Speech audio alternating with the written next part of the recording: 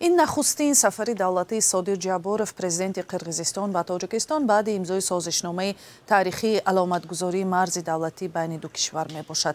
راه به سوی این سازشنامه طور در این گزارش هم شنیدید هموار نبود و در پی 10 ساله ها بحث و ناروشنی ها در مذاکره ها سالهای 2021 و 2022 در سرحد بین دو کشور مناقشه های پرخشونت رخ داده است که روابط سیاسی و هم مردمی این کشورها را به پایین ترین سطح آورد.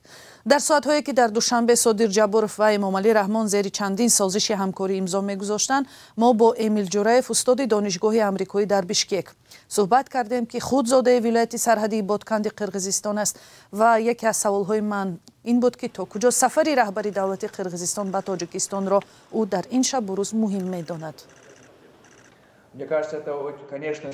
به نظر من بسیار مهم است. همگی چند ماه پیش بین دو کشور سازشنامه مهم علامتگذاری مرز به امضا رسید. برای آنکه دو کشور توانند به طور همه‌جانبه رشد کنند، طرح‌های وابسته به ارتباطات منطقوی را در شمال و جنوب، شرق و غرب عملی کنند، این کشورها برای راه اندازی همکاری باید زبان مشترکی داشته باشند.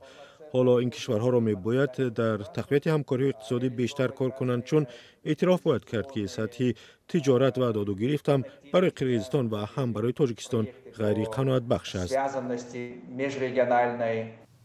تشکر. امیل جورایف سیاستشناس از قرقیزستان بود. شکل پرره این صحبت را از سامانه رادیوی آزادی دنبال کنید.